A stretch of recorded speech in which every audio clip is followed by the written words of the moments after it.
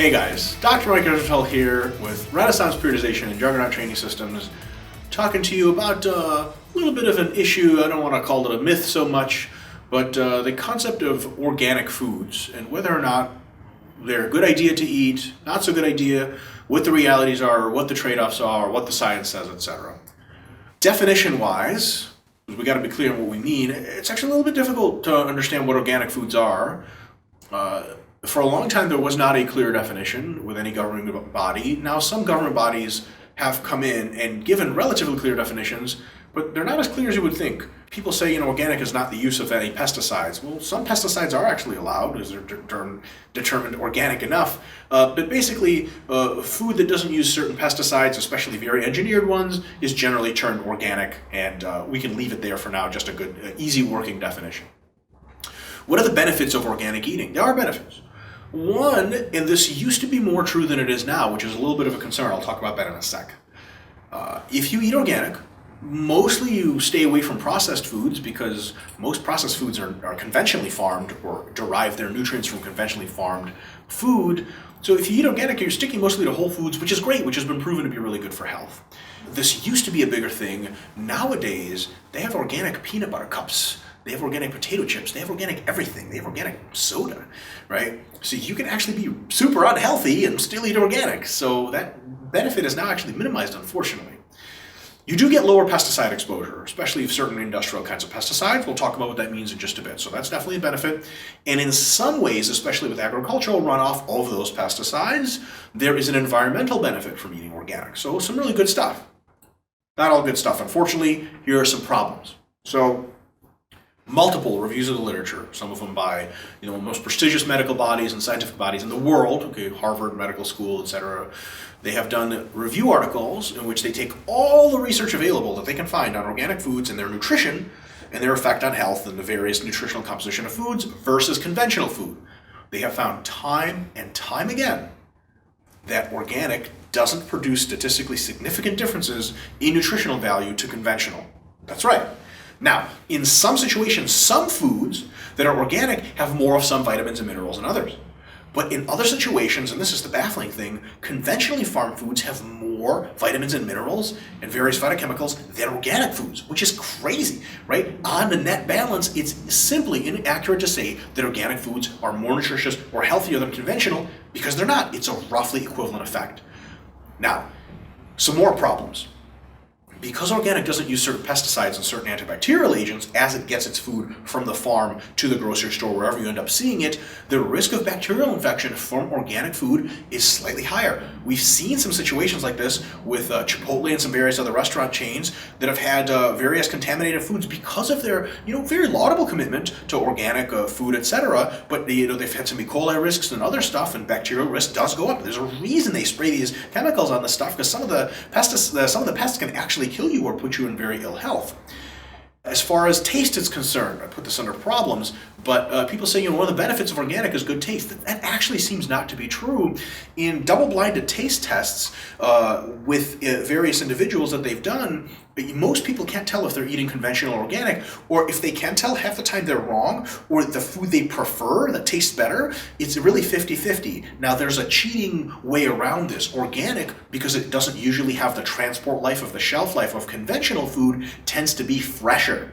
And fresher food almost always tastes better. So a lot of people say they really like the way organic tastes. What they're really saying is they like the way fresh food tastes. So if you have locally farmed, fresher, conventional produce, most individuals can't tell apart from organic. It tastes amazing, and most people love that. So the taste really isn't pro-organic. I suppose it's not pro-conventional either.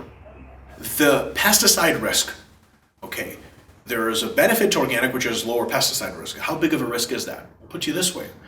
One example is how much cancer is caused in the United States total, as a kind of percent of the population, by pesticide exposure.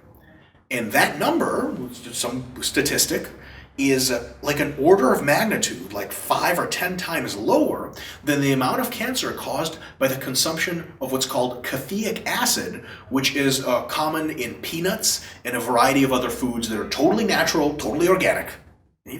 If you're worried about pesticide consumption affecting your health, you'd better never go outside, because the sun is a giant thermonuclear bomb, right? It blasts you with radiation every time you go outside.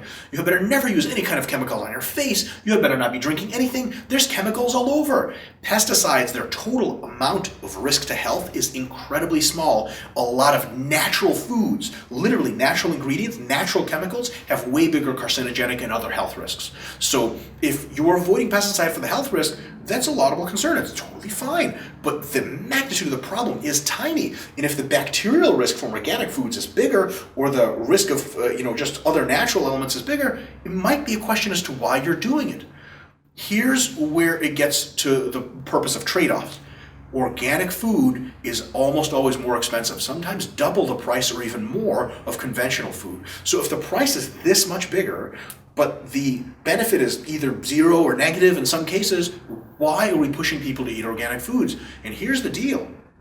There are some serious downsides to pushing organic foods on people. There's been a movement, especially in the United States, to get individuals of lower income brackets who typically, on average, eat a little bit worse for their health than individuals of higher income brackets. There's been a movement to get these individuals lower income to try to eat healthier. And one of the things that's being said to them is, look, you gotta eat healthy, like, organic and stuff. But they can't afford organic food nearly as much as they can afford conventional. They go to the store, they see organic food costs a ton. They don't even look at conventional because they say, okay, well, if it's organic veggies are great, conventional veggies are bad, potato chips and all the soda and stuff are bad, but that's way cheaper than any of those. I'm just going to buy the crap because I can't afford to eat the real healthy stuff. But that's total BS. Organic food's not any healthier. So if we simply told individuals of that income bracket, listen, just go for the conventional stuff, but go for the good stuff, fruits, veggies, whole grains, etc., they'd be more likely to do that because they wouldn't be ruling it out for no reason at all, simply on price. And as far as environment is concerned, it is by no means clear organic is good on the net balance for the environment. As a matter of fact, in order for organic farms to produce as much output as conventional farms, they normally need to be much bigger, which encroaches on natural wildlife environments much more than a conventional farm producing the same amount. If we want to feed the entire Earth population, which we're really close to doing, by the way, things are getting better all the time. If we're going to feed the entire Earth's population the amount of food that the average Western country eats, we're going to have to cover almost the entire Earth in farmland. Goodbye lions, tigers, bears, oh my, everyone goes. Okay, it's all farms, no more natural wilderness. Conventional farming is really good for natural wilderness because through various artificial techniques, we can keep that farming area smaller and more productive. But if you're eating organic for the environment, it's by no means clear that that's a good idea, and it could actually be a bad idea on a net balance. So, alternatives, ways forward. If you want to eat organic, that's totally cool if you're willing to pay more. But be careful about the ideas you attach to it. If you're saying it's better for the environment, in some specific cases, for some specific foods, in some locations, you could very well be correct, and then kudos to you. Awesome, you're doing a really good thing. But if you're just generally applying that rule, it's not a general rule that works. In addition to that, if you aren't super interested in organic, but you want to eat healthy, eat whole foods, whole grains, fruits, veggies, lean meats, all the good stuff without the processed stuff. The processing isn't because it's artificial that makes you unhealthier, it's because it packs everything into really tasty morsels of super high sugar, super high fat, and super high calories, and that's how you gain weight and start to feel sluggish, and it's bad for your health. Stick to great whole foods, and if they're conventionally farmed, that's awesome. And lastly, please be very careful, be very skeptical for advocacy groups that try to tell individuals with lower income, look, it's either organic or it's not healthy for you. It's a huge disservice to individuals of those groups and a huge disservice to all of us.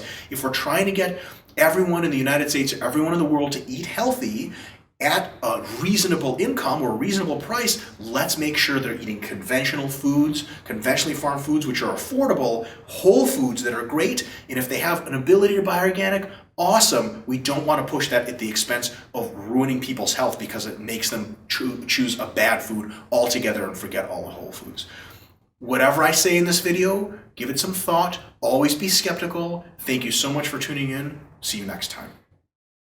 As a PhD of sport physiology, a professor of nutrition, and the head science consultant for Renaissance Periodization, it was very important for me to be part of the design process of a supplement that I could really support, not only with the fact that it would be effective in the real world, but that it would be scientifically valid. When I helped as the main designer for the ingredients of Grind supplements, we made sure that all the supplements had only research-backed ingredients that definitely worked or definitely worth your money. There's no magic, there's no gimmicks, there's no bunk. I'm Dr. Mike Isertel, and I'm on my grind.